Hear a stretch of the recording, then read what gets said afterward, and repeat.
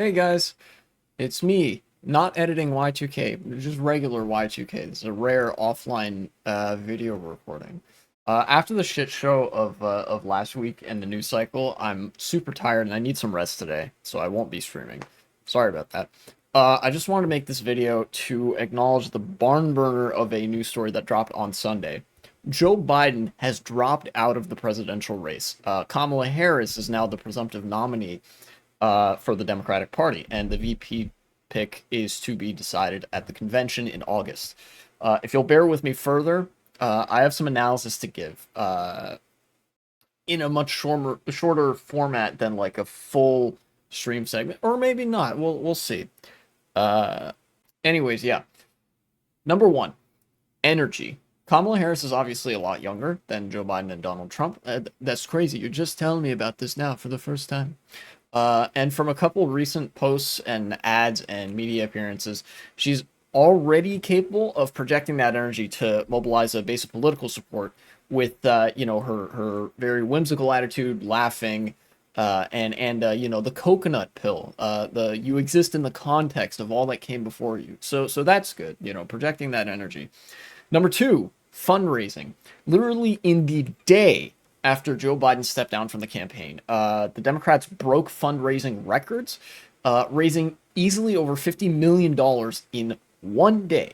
Mostly from small dollar donations, too. That's an important part. This wasn't like all the big donors chipping in. Big donors are going to do their thing, but this was small dollar donors. People just like give $20 to the political campaign. They got $50 million from that in one day, which, to say the least, is a really good sign of the energy and resources they'll have available for election campaigning. Fundraising actually matters an insane amount for running a good campaign and for who wins a certain election. Number three, polling. Now, of course, polling was invented by the devil to give you anxiety, but internal polling I take a little bit more seriously. And the matter of fact is that internal polling data in the Democratic Party shows Kamala beating Donald Trump by a couple points. I've talked about this before, where she was and Joe Biden wasn't. And with competent campaigning, those margins are going to improve even further. Which leads me to number four on the campaign trail, the GOP's response to this. They are mad about this, let me tell you. The Republicans are very angry. The GOP really, really wanted to face Joe Biden in the presidential election because a stiff breeze would blow that motherfucker over. He'd definitely lose to Trump. All the polling data showed that. And I mean, the debate showed that too. Let's not pretend we didn't all see the sorry state that Joe Biden was in, or is in, continues to be in. In fact, the attack ads that the Republicans have been putting out against Kamala Harris have so far been one of three things, or I should say posts attacking Kamala Harris. Not all of them are ads, but they've been one of three things. Did you know that she's black, woke, DEI? And, they just like say the N-word. Did you know she's a woman, vagina, kitchen, woke, DEI? And, that sort of shit. And did you know that she laughs? Like, damn. That's crazy. She's black, she's a woman, and she laughs. Wow.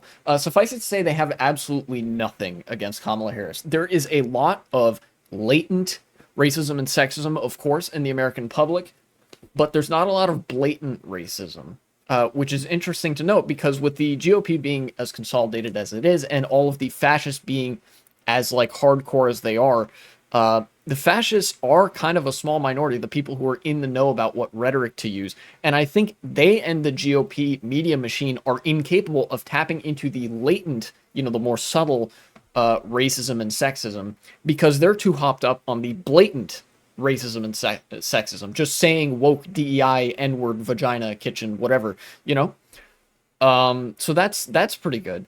There's also been some talk of lawsuits from the Heritage Foundation to keep Biden on the ballot. They really, really wanted this.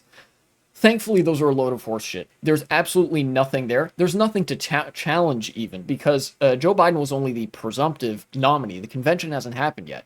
And the nomination of a presidential candidate by a party is not a process dictated by law. That's set by internal political party rules. And political parties are private, non-state entities. The law doesn't apply there.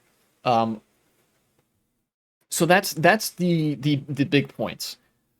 Does this mean that I agree with Kamala Harris ideologically? No, she is a liberal. However, she's clearly preferable to Trump, just like Biden was. But this applies to Kamala Harris too. And she could be useful to the left if she follows up with more pro-union politics. She would absolutely mop the floor with Trump on a debate stage. Looking forward to that, by the way.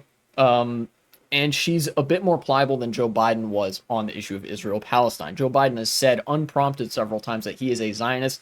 Joe Biden's an ideological Zionist. Kamala Harris is more a Zionist of convenience or a Zionist of convention, just popular convention or conventional wisdom, whatever it is, which might not be that big of a margin by which Kamala Harris is better, but that's something.